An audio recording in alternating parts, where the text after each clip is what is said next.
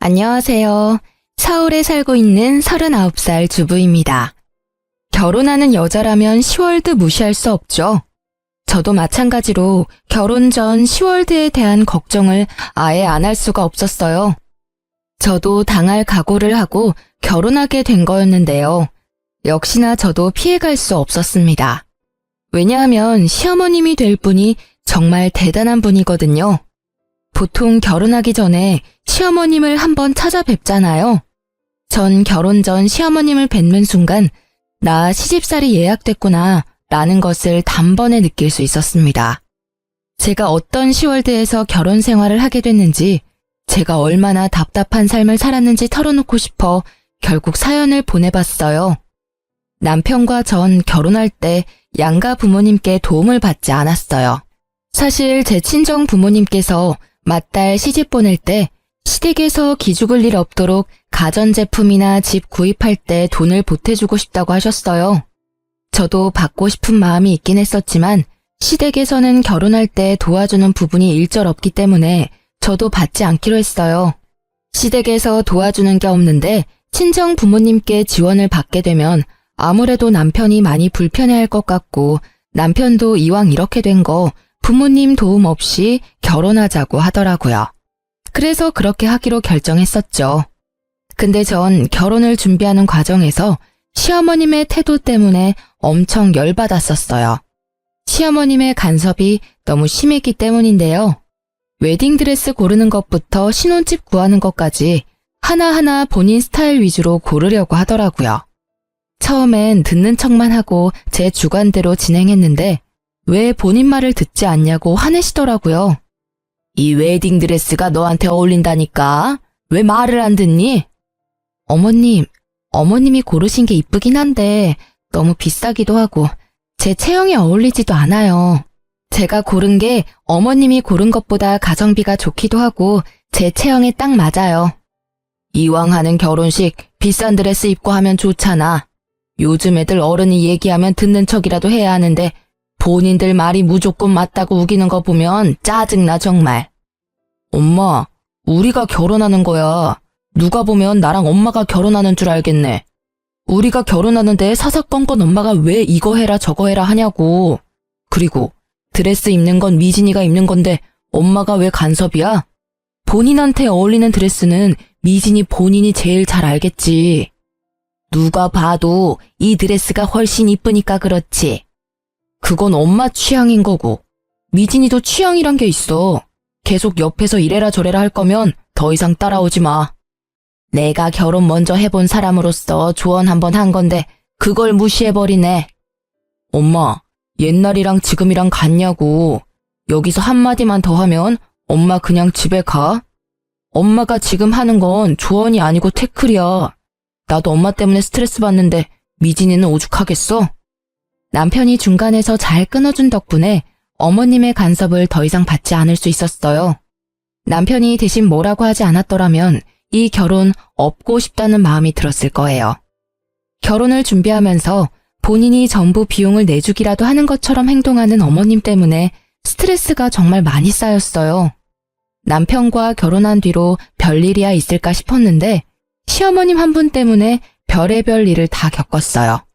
일단 저와 남편은 맞벌이 부부인데요. 요즘 시대에 한 사람만 일해서 생활하는 건 무리가 있는 편이잖아요. 저와 남편 모두 일을 그만둘 생각이 없었기에 일을 계속하기로 결정했어요. 근데 어머님이 의외로 제가 일하는 거에 있어서 굉장히 신경 쓰는 것 같아 보였어요. 시어머님들은 요즘 며느리가 일하는 걸 좋아한다고 들었거든요. 자기 아들이 힘들게 일하고 며느리가 집에만 있는다고 하면 썩 좋아하지 않는다고 해요. 아무래도 본인 아들만 혼자 힘들게 일하고 그 번 돈으로 며느리가 같이 쓴다는 것 자체가 마음에 안 든다는 말을 들은 적이 있었어요. 그래서 제가 집에서 전업주부로 일하는 것보다 일하는 걸 좋아하실 줄 알았는데 오히려 자기 아들 기죽을까봐 싫어하는 눈치였어요. 남편과 전 돈을 못 버는 편은 아니에요. 다만 남편이 아무래도 저보다 사회생활을 늦게 하기도 했고 제가 남들에 비해 사회생활을 좀 일찍 한 편이기도 했어요. 그래서 제가 남편보다 조금 더 월급이 높아요. 그리고 친정집이 좀 사는 편이거든요. 근데 어머님께서 친정집이 여유 있는 것과 제가 돈을 잘 버는 걸로 트집을 잡더라고요. 미진아, 너가 연봉이 얼마라고 했지? 네? 어머님 그건 왜요?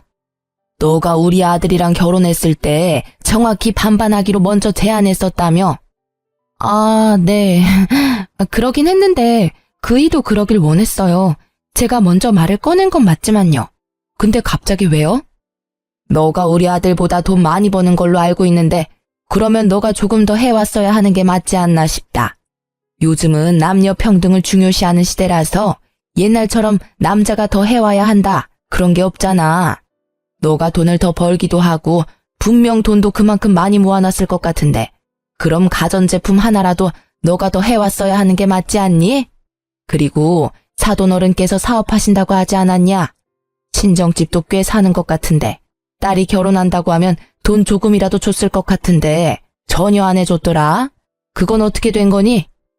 어머님, 저희는 정확히 반반으로 하기로 약속하고 결혼한 거였어요. 그리고 저희 친정집이 아무리 잘 산다고 해도 우리 힘으로 결혼하기로 했던 거라서 받지 않기로 결정했던 거였고요. 남편이 먼저 안 받았으면 좋겠다고 한 거였어요. 그리고 따지고 보면 어머님도 우리 결혼했을 때 전혀 지원해준 게 없으시잖아요.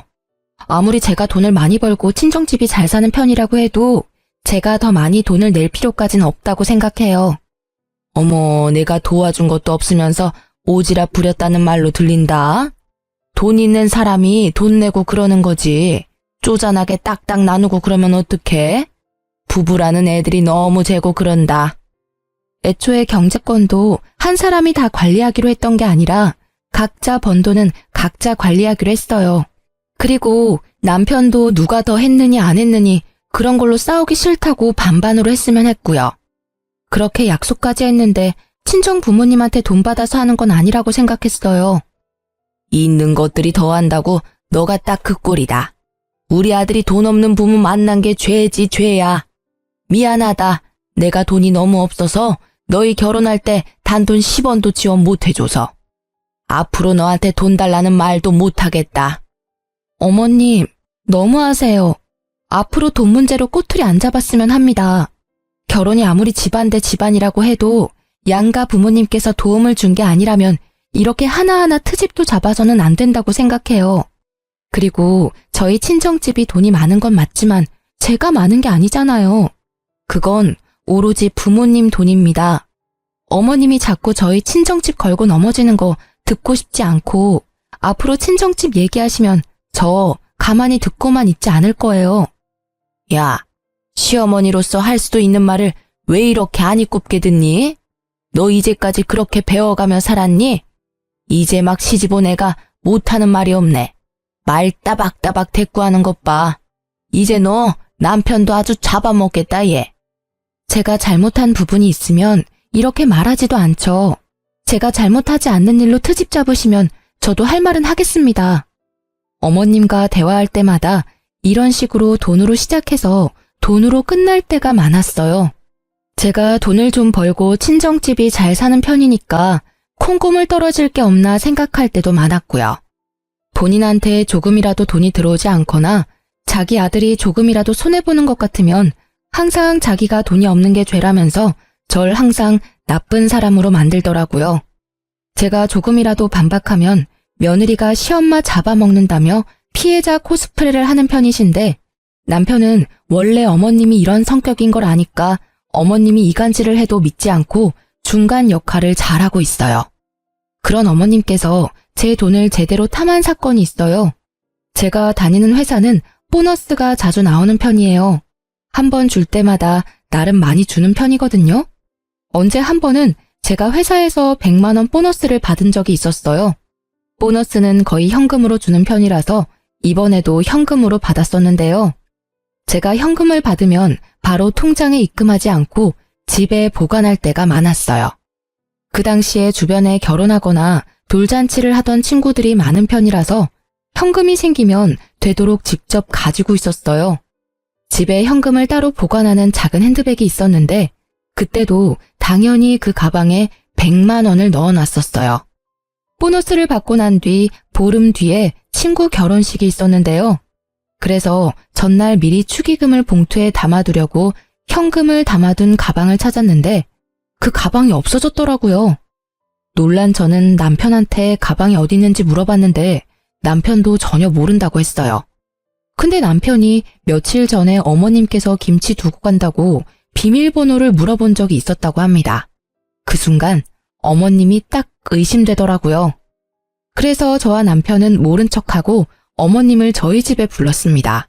어머님, 지난번에 저희 집에 와서 김치 두고 가셨다면서요? 제가 정신이 없어서 감사 인사를 못했네요. 아, 그럼 그때 내가 준 김치 아직도 안 먹어봤겠네? 지금이라도 알았으니 오늘 저녁에 먹어봐. 네. 근데 어머님, 혹시 그때 저희 집에 오셨을 때 제 가방 못 보셨어요? 검정색 핸드백인데요. 아, 그거? 내가 가져갔는데.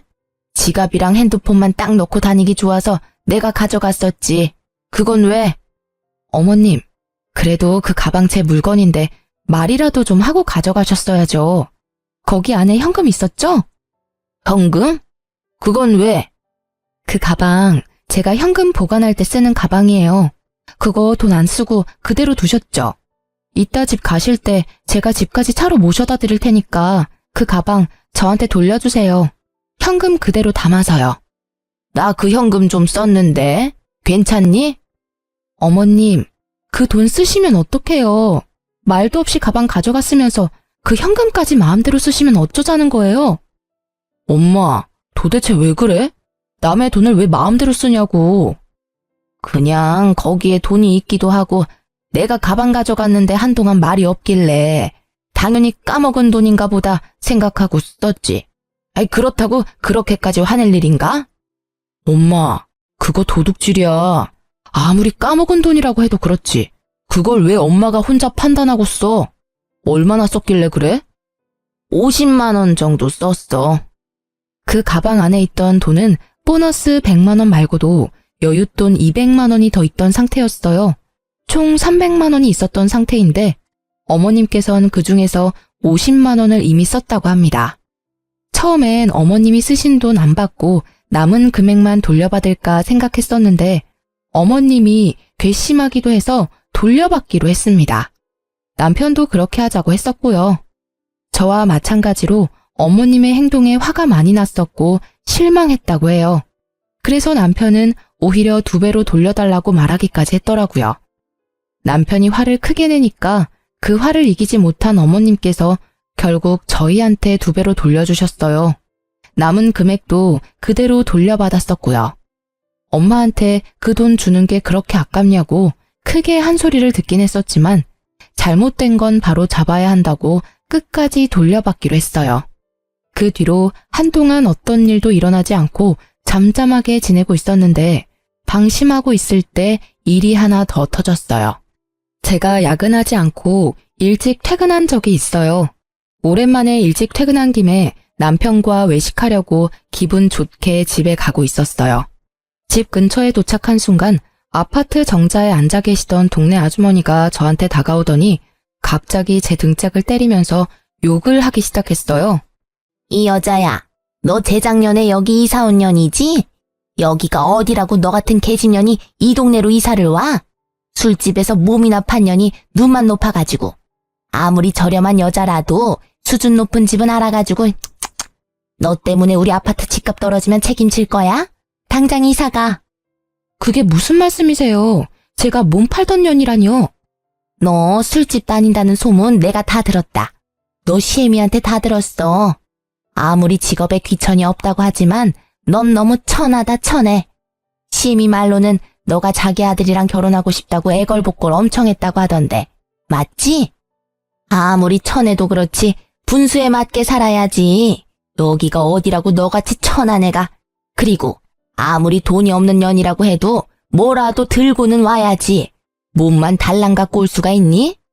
제가 동네 아주머니 붙잡고 자세히 얘기 좀 해달라고 부탁했습니다. 알고 보니 시어머님께서 저에 대해 안 좋게 소문을 내고 다녔다고 합니다. 제가 남편과 살고 있는 아파트는 어머님 집과도 가까운 아파트 단지라서 제가 살고 있는 아파트 주민들 중에서 저희 어머님과 친한 아주머님들이 몇 분 계십니다. 저와 남편이 결혼 허락을 받았을 당시 어머님께서 반대를 심하게 하셨어요. 그 당시 어머님께서 워낙 반대를 심하게 하는 바람에 결혼을 못하게 될 뻔했는데 어머님도 저와 남편이 당연히 결혼하지 않을 줄 알고 뒤에서 동네 사람들한테 제 흉을 보고 다녔던 거였어요. 그것도 사실이 아닌 이야기들로 말이에요. 제가 술집에서 굴렀던 여자다, 돈이 없는 거지 집안에서 태어난 여자다, 남편 등골 빼먹는 여자다 등등 유언비어를 하고 다녔더라고요. 당연히 제가 남편과 결혼하지 않을 거란 생각에 그랬던 거였고요. 이 사실을 동네 아주머님께 듣고 나서 화가 난 저는 그대로 남편에게 말했습니다. 남편은 그 사실을 듣고 어머님께 바로 찾아가서 이 소문을 낸 사람이 엄마가 맞냐면서 따지기 시작했는데요. 엄마, 오늘 미진이가 아파트 옆 라인에 사는 아줌마한테 엄마가 낸 소문 다 듣고 왔대. 거지 근성이 있네 마네 그런 소리 전부 다 듣고 왔다는데? 엄마가 낸 소문 맞아? 어? 그게 무슨 말이야? 내가 이상한 소문을 내다니 난 그런 적 없다. 아무리 내가 입이 가볍다고 해도 며느리에 대해 안 좋게 말하고 다니겠니? 엄마가 미진이에 대해서 안 좋게 소문낸 사실 맞냐고. 남편이 어머님을 계속 추궁하니 어머님은 솔직하게 인정하고 터놓았습니다. 어머님이 인정하는 순간 얼마나 열받던지 어머님 한 분 때문에 동네에서 얼굴을 들고 다니지 못하게 됐습니다. 얼마나 황당하던지. 맞아. 근데 엄마 그렇게 심한 말은 한 적 없어. 너희 결혼 전에 얘기했던 말들이고 그냥 너희 둘이 당연히 결혼 안 할 줄 알고 한 말들이야. 그냥 미진이가 마음에 안 든다는 식으로만 말했었어. 그 아줌마들 정말 미친 거 아니니?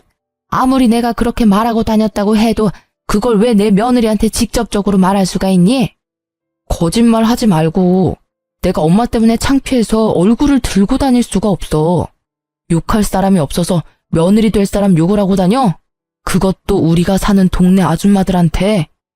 그 아줌마가 미진이한테 술집 년이 집값 떨어지게 왜 이 집에서 사냐는 식으로 말했대. 이 사람이 뭘 그렇게 잘못했다고 그런 소문을 내고 다녀. 우리 앞으로 여기 어떻게 살라는 거야? 그땐 홧김에 그랬던 거였어. 절대 악의는 없었단 말이야. 그렇다고 무작정 찾아와서 나한테 따지면 어떡해? 난 한두 사람한테 말했을 뿐이야. 이렇게 동네 사람들한테 다 퍼질 줄은 몰랐어. 아이고, 그 놓친네 주둥이 겁나 가볍네. 벌써 동네 사람들 귀에 다 들어갔단 말이지? 그래, 내가 다 잘못했고 지금은 너희에 대해서 아줌마들한테 말하지 않아. 지금도 그렇고 앞으로 그런 일 절대 없을 거야. 옛날 일이니까 용서해줘. 어머님은 약 2년 전쯤에 한 아주머님께 말했다고 해요. 근데 그 말이 2년 정도 지난 후에야 소문으로 퍼졌다고 하는데요. 어머님 말씀으로는 그 당시에 저에 대해 잘 모르던 때라 없는 집 애처럼 보인다, 술 잘 마시게 생겼다. 이런 식으로 밖에 말하지 않았다고 합니다. 근데 그 소문이 소문을 낳게 되고 결국 제가 몸이나 굴리는 여자라는 식으로 소문이 났다고 해요. 전 지금껏 살면서 부끄러운 행동을 한 적이 없는데 어머님 때문에 이 결혼을 왜 한 걸까 그런 생각을 잠깐 해보게 됐어요. 어머님이 제 인생의 오점이라는 생각도 해보기도 했고요. 누구 말을 믿어야 할지 모르겠지만 어쨌든 어머님이 저에 대해 안 좋게 소문을 내고 다닌 사실은 맞는 거라 전 어머님께 엄청 많이 실망을 하게 됐었죠. 어머님도 본인이 크게 잘못한 걸 알고 있는지 저한테 미안하다고 사과하더라고요. 평소엔 본인이 먼저 사과를 하는 타입이 아닌데 이번엔 순순히 사과를 하더군요. 그리고 소문이 너무 과하게 퍼진 상태였고 아무리 설명을 해도 동네 아줌마들이 제 말을 전혀 믿어주지 않길래 결국 저희 부부는 이사 가기로 결정했어요. 인프라가 좋았던 동네였고 회사랑도 가까웠던 곳이라서 편하게 살았었는데 이사 갈 때 많이 아쉬웠어요.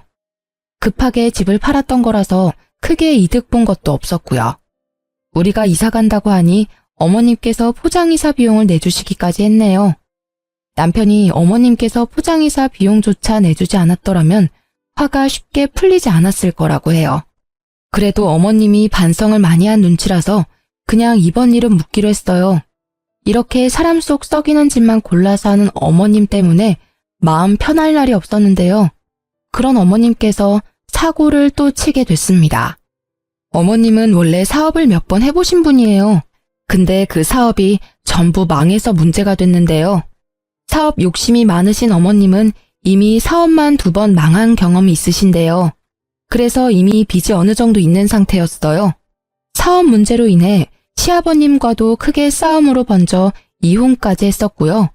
그래도 저와 남편이 결혼하기 전에 있었던 일이었고 어머님은 그 이후로 절대 사업을 하지 않겠다고 다짐을 했다고 해요.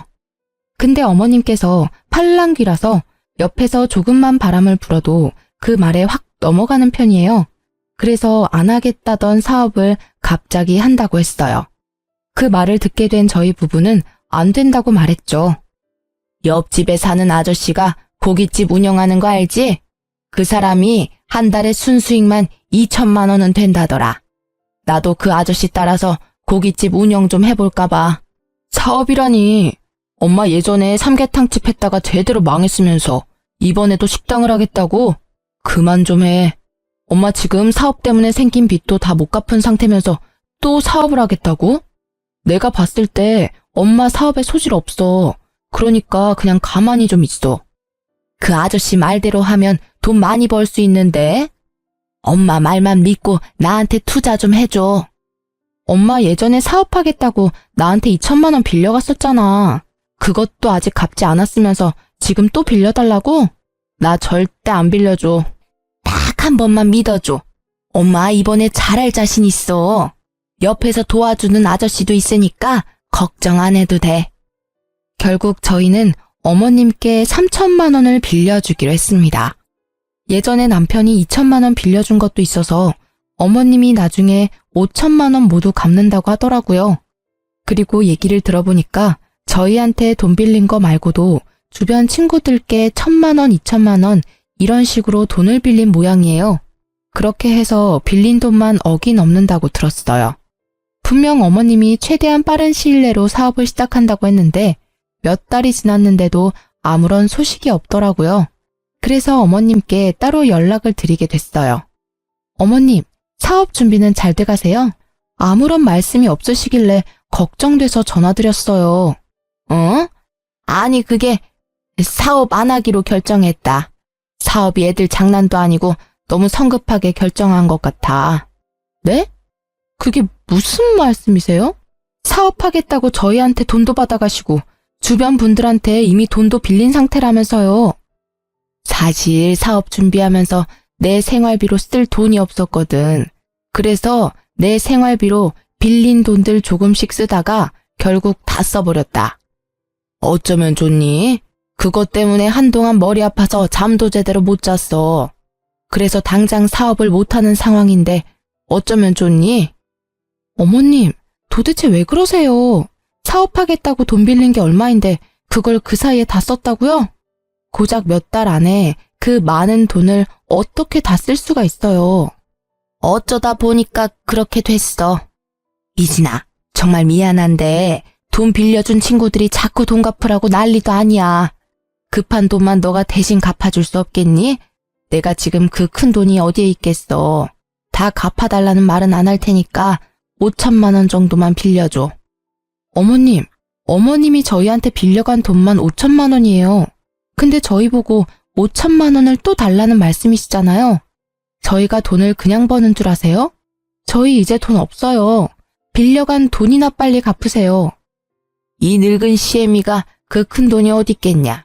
넌 내가 불쌍하지도 않니? 어? 어머님, 제가 더 불쌍해요. 따지고 보면 어머님이 제 남편의 엄마이지 제 엄마는 아니시잖아요. 어머님이 절 키워주기라도 했나요? 아니면 저한테 용돈 쓰라고 단돈 1,000원이라도 준 적이 있으신가요? 항상 저한테 받아만 가셨지 정작 어머님은 저한테 해주신 게 전혀 없으시잖아요. 어머님께 뭐 해달라고 바라지도 않을 테니까 제 돈이나 제때 갚으세요. 알겠어요? 너 아니었으면 우리 아들이 진작 갚아줬을 돈인데 여자 하나 잘못 만나서 내가 이 나이에 이렇게 고생하고 있다. 며느리 하나 있는 거 돈 갚으라고 독촉이나 하고 너 아니었으면 내가 사업할 생각도 안 했어. 우리 아들이 나 충분히 먹여 살렸을 텐데. 어머님은 왜 항상 그이한테서만 기대면서 살려고 하세요? 저랑 결혼 안 했어도 그 돈 절대 안 갚아줬을 거예요. 제 남편 언제까지 어머님 호구로만 살 수 없어요. 어머님 아들 불쌍하지도 않나요? 제발 정신 좀 차리세요. 그리고 이런 식으로 항상 불쌍한 척 하지 말고 돈이나 제때 갚으세요. 저희 이제 더 이상 참지 않아요. 넌 내가 불쌍하지도 않니? 혼자 사는 이 시엄마가 불쌍하지도 않냐고. 네, 전혀요. 불쌍한 사람은 어머님이 아니라 제 남편이 불쌍해요. 그러니까 사람 더 구차하게 만들지 마시고 어머님 앞으로 인생 똑바로 사세요. 화가 너무 났던 저는 답답한 마음에 어머님께 얼른 돈부터 갚으라고 말했습니다. 어머님은 늙은 시애미가 불쌍하지 않냐고 하더군요. 전 어머님이 하나도 불쌍하지 않았어요. 오히려 저와 제 남편이 불쌍하면 불쌍했지 어머님이 왜 불쌍하겠어요. 남편도 어머님 때문에 미칠 것 같다면서 한 소리를 했더라고요. 어머님은 자식 새끼 있는 거 다 소용없다고 돈 절대 못 갚는다고 우겼고요. 엄마, 우리가 언제까지 엄마 뒷바라지 다 해야 돼? 우리가 아무리 아직 젊다고 해도 우리도 돈 버는 거 쉽지 않아. 엄마가 사고 친 거 늘 수습해 줄 수 없다고.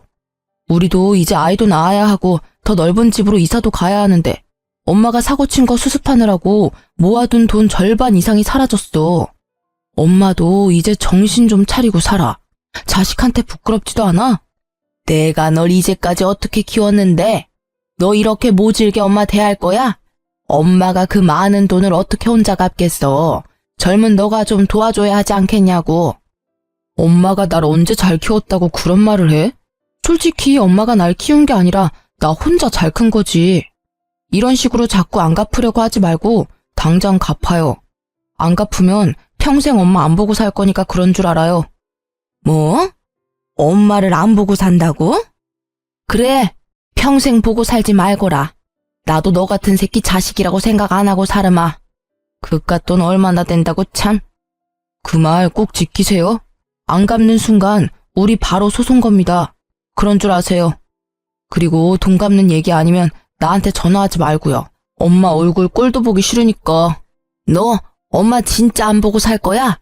그리고 소송이라고? 그게 애미한테 할 소리야? 엄마가 나한테 한 행동은 부모로서 잘한 짓이고 나 이제 부모 같지 않은 엄마한테 잘할 필요 전혀 없다고 봐. 그러니까 없는 정까지 떨어지게 만들지 말고 제발 조용히 좀 살아요. 남편도 어머님 때문에 많이 지쳤는데 안 보고 산다는 말까지 하더라고요. 어머님도 그런 남편이 밉고 싫었는지 여자 하나 잘못 만나서 본인 팔자 본인이 망친다는 말을 하면서 저희와 안 보고 산다고 하셨어요. 그 뒤로 어머님은 본인이 살고 있던 집을 팔아서 저희한테 빌린 돈 전부 갚았습니다. 어머님이 집을 팔고 나니까 약 1억 3천만 원 정도 됐다고 하더라고요. 거기서 저희한테 6천만 원 정도 주셨습니다. 어머님이 저희한테 빌려간 돈 5천만 원과 함께 이제껏 이것저것 가져간 자잘한 돈이 많았었기 때문에 총 6천만 원을 저희에게 주셨어요. 그리고 남은 돈이랑 급한 불을 끈 모양입니다. 근데 이제까지 빌린 돈을 전부 갚을 돈은 아니었기 때문에 여전히 독촉 전화를 받는다고 해요. 돈이 급하게 갚기 위해 집을 판 어머님은 한동안 사우나에서 지낸 것 같았어요. 근데 이것도 할 짓이 못 되니까 결국 허름한 단칸방에서 지내고 있다는데요. 그것도 달동네에 있는 곳이라서 집까지 가려면 한참 걸어가야 한다고 해요. 그 뒤로 어머님과 안 보고 살고 있었는데 어머님은 혼자 힘으로 돈 갚는 게 힘드셨는지 몇 달 만에 저희를 찾아왔는데요.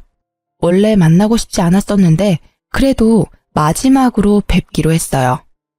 어머님, 어쩐 일이세요? 왜 그동안 연락 안 받았니? 100통은 넘게 한 것 같은데. 제가 어머님을 왜 만나야 해요? 원래 우리 안 보고 살기로 한 거잖아요. 그래, 그랬었지. 미진아, 내가 정말 미안했다. 나 용서해 줄 수 없겠니? 내가 너무 철이 없었어. 내가 앞으로 너한테 돈 달라는 소리 안 할게. 그러니까 나 데리고만 살아줄 수 없겠니?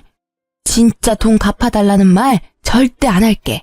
그냥 나 이 집에서 살게만 해줘. 어머님, 당장 나가주세요. 저 어머님 데리고 살기 싫어요. 저희가 뭘 믿고 어머님을 데리고 살아요? 사람은 절대 변하지 않는데요. 나 너무 힘들다. 제발 나 한 번만 용서해다오. 내가 전생에 얼마나 많은 죄를 짓고 살았길래 이런 인생을 살게 된 거니? 내가 죄가 많아서 그렇다. 죄가 많아서. 한 번만 용서해줘. 내가 정말 잘못했다고. 이게 다 어머님 업보죠. 어머님이 모두 감당하셔야 돼요. 그러니까 더 이상 찾아오지 마세요. 어머님께서 저희 집을 며칠 동안 계속 찾아오더니 결국 친정집에도 갔었어요. 아무리 급해도 찾아갈 곳이 따로 있는 건데 참 뻔뻔하다는 생각이 들었습니다. 친정엄마도 이미 우리 상황을 알고 있었고 조만간 시어머님이 찾아올 것 같다는 느낌이 든다고 하셨는데 진짜 찾아올 줄은 몰랐어요. 사돈, 안녕하세요. 잘 지내셨죠? 애들한테 들었을지 모르겠는데 제가 요즘 사는 게 너무 빡빡해서 말이에요. 여기가 어디라고 찾아와요? 연락도 없이 무슨 일로 오신 거예요? 애들 말 들어보니까 안 보고 살기로 했다던데. 염치 없지만 돈 좀 빌려줄 수 있을까요? 애들한테 들었다고 하시니까 길게 설명은 안 할게요. 제가 지금 하루하루가 너무 지옥 같아서요. 밥도 굶고 돈은 갚아야 하고 제가 최대한 빠른 시일 내로 갚겠습니다. 이러다가 저 죽게 생겼어요, 사돈. 불쌍한 척하면서 저희 엄마에게 돈을 빌리려고 한 시어머님의 모습, 정말 눈뜨고 봐줄 수가 없었습니다. 참다 못한 제 친정엄마는 바가지에 물을 담아서 시모 얼굴에 뿌려버렸는데요. 홀딱 젖은 시모는 할 일을 잃고 부들부들 떨면서 가만히 있었습니다. 여기가 어디라고 찾아와요? 인생 얼마나 허투루 살았길래 돈 빌릴 사람 한 명도 없습니까? 우리 딸이랑 사위 그렇게 고생시켰으면 지금이라도 정신 차리고 일해서 돈 벌 생각이나 하지. 아직도 그렇게 궁상맞게 돈 빌리고 다니세요? 지금 사돈이 지옥처럼 사는 건 그동안 애들한테 하던 행동들에 대한 죗값을 받는다고 생각하세요. 다 큰 어른이 됐으면 애들한테 본보기가 돼야지.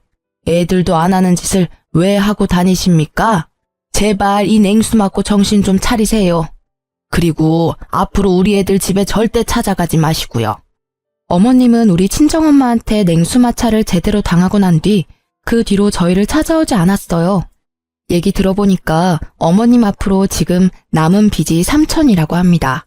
우리 젊은 사람도 3천만 원 빚 갚는 거 엄청 힘든데 그 연세에 그 큰 금액 갚으려니 더 힘들 수밖에 없어요. 솔직히 저희 그 돈 충분히 갚아드릴 능력 됩니다. 저희 친정집도 물론 가능하고요. 근데 그동안 어머님께서 저희한테 해왔던 일이 있어서 절대 그 돈 갚아주고 싶지 않더라고요. 남편도 어머님께 이제껏 당해온 게 많다면서 너무 힘들어서 못 해먹겠다고 말했고요. 어머님은 결국 일을 하기 시작하셨습니다. 본인 이름으로 대출을 받을 수도 없는 상태라서 당장 급한 빚을 갚기에 어려움이 있거든요. 집까지 팔았으니 완전 빈털터리가 된 셈이죠. 어머님은 현재 낮에는 공장을 다니고 밤엔 식당에서 서빙 알바를 하고 있다고 했어요. 어머님께 돈을 빌려준 친구들은 어머님이 일하고 있는 식당까지 찾아가서 당장 돈 갚으라고 한다고 해요. 하지만 어머님은 당장 갚을 돈이 없어서 매달 조금씩 쪼개가며 갚고 있다고 합니다. 식당 사장님께선 매번 이런 식으로 영업 방해할 거면 그만두라고 말했다고 해요. 어머님이 사정사정해서 잘리진 않았답니다. 저 같아도 매일 친구들이 찾아와서 돈 갚으라고 말한다면 자르고 싶을 것 같아요. 그 이후로 어머님과 직접 대면한 적은 없는데 최근에 어머님 근황에 대해 알게 된 게 있었어요. 어머님이 식당에서 설거지를 하다가 주방 바닥에 남아있던 물기 때문에 결국 미끄러져 넘어졌다고 해요. 그래서 그것 때문에 허리 디스크에 걸렸다고 합니다. 현재 디스크가 터진 상태라서 하반신 마비까지 이어질 수 있는 상황이래요. 그래서 당장 입원하고 수술을 받아야 하는 상황이라고 하는데요. 어머님이 현재 상태가 너무 좋지 않은 관계로 어머님 대신 식당 사장님께서 직접 전화하셔서 지금 어머님 상태에 말씀해 주셨습니다. 근데 저희와 전혀 상관없는 일이라고 알아서 해결하라고 말씀드렸어요. 그리고 일하다가 다친 거니까 식당에서 알아서 산재 처리를 하라고 말했습니다. 어머님이 일하고 있는 식당 사장님께서도 어머님과 저희 부부관계에 어느 정도 알고 있다고 해요. 그래도 그렇지. 시어머님이 다친 상태인데 그렇게 매몰차게 대해도 되는 거냐고 하더군요. 이제까지 우리 시어머님 자식으로 며느리로서 살아보지 않으면 그렇게 말할 수 없을 것 같아요. 우리처럼 반응이 나오는 게 정상일 겁니다. 매정하다고 생각해도 어쩔 수 없어요. 그리고 제가 허리 디스크를 갖고 있어서 아는데 그거 빨리 치료하지 않으면 큰일이거든요. 결국 움직이지 못하고 누워만 있는다고 하는데 그건 본인이 알아서 해야 할 일이라고 생각해요. 남편도 어머님이 다쳤다는 걸 알고 있어도 크게 신경 쓰지 않았고요. 최근에 시어머님과 이혼하고 조용하게 살고 계셨던 시아버님께 연락이 왔었는데요. 한동안 시아버님과 연락을 못하고 지냈는데 갑자기 시아버님께 연락이 와서 몹시 놀랬어요. 아버님은 저희에게 연락하셔서 무슨 일이길래 너네 엄마가 자기한테까지 연락하게 만드냐고 묻더라고요. 알고 보니까 시어머님이 아버님한테까지 연락을 한 모양이더라고요. 모든 상황을 설명해드렸더니 그 옆에 아직도 정신 못 차렸다면서 그 허리 디스크 수술 절대 시켜주지 말라고 저희한테 단호하게 말씀하시더라고요.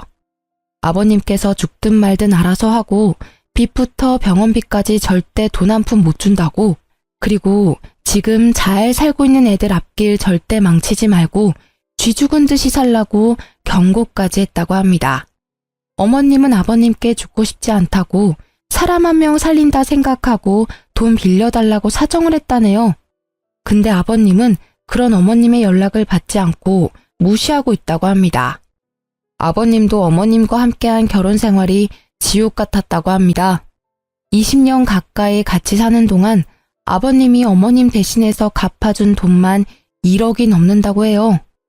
그렇게 하지 말라고 한 사업에 대한 욕심을 포기하지 못해서 자주 싸웠다고 하더라고요.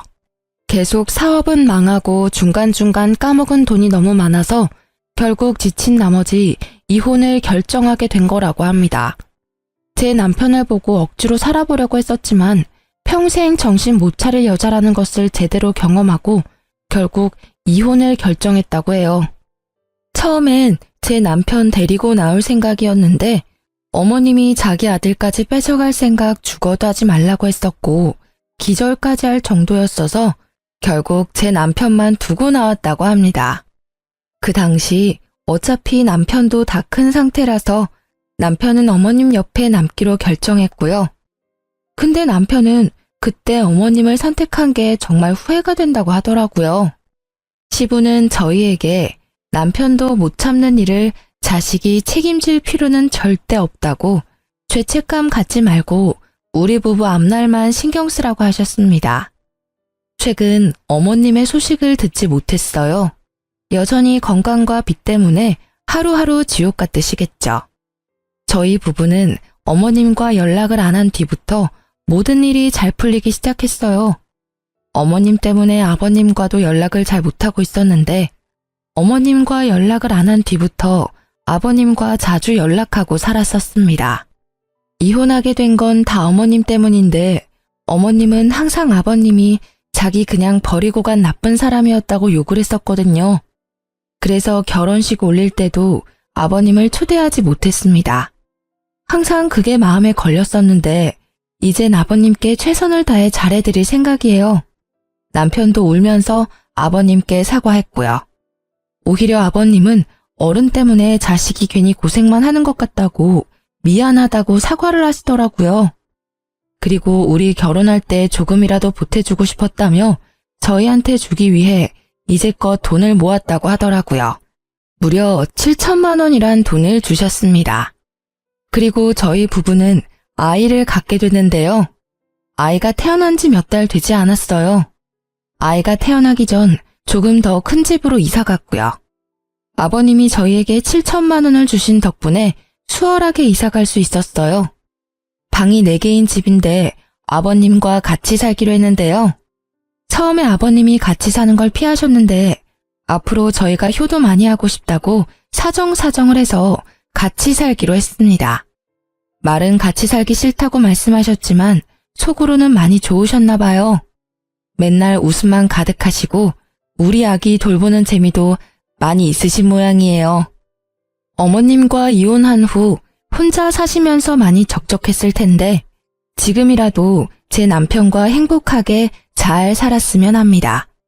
그동안 해드리지 못한 효도 많이 해드리고 싶어요. 이제 막 태어난 아들도 아버님이 좋은지 남편에게 안겨있는 시간보다 아버님께 안겨있는 시간이 더 많아요. 아버님과 같이 살다 보니 어머님과 살았던 시간이 정말 최악이었다는 걸 몸소 느낄 수 있었습니다. 진작에 아버님을 모시고 살 걸 후회하기도 했고요. 남편은 지금까지 어머님과 같이 살았던 시간이 정말 지옥 같았고 힘들었다고 말합니다. 그동안 아버님께 자주 연락을 못 드린 게 정말 후회스럽다고 하고요. 아버님은 항상 아들이 그리워서 울었다고 하시는데 그 말을 듣는 순간 저희 부부는 많이 울었습니다. 다른 집 시어머님도 제 시어머님처럼 다 이러시는 건지 모르겠지만 전 제대로 시집살이를 겪었네요. 남편은 외동아들이라서 모든 걸 다 책임져야 한다는 책임감이 강했는데 그 책임감 이제 느끼지 않아도 돼서 너무 행복하다고 합니다. 앞으로 남편, 아버님, 저와 제 아이 이렇게 넷이서 남은 인생 잘 살 생각입니다. 지금도 물론 잘 지내고 있고요. 저처럼 시어머님 때문에 많은 고생을 한 분이 계시다면 참지 마시길 바래요. 아무리 결혼이 집안 대 집안이라고 해도 시부모님이 아무리 남편의 어머님이라고 해도 아닌 건 아니라고 확실히 행동할 필요가 있어요. 지금까지 제 사연 들어주셔서 감사해요.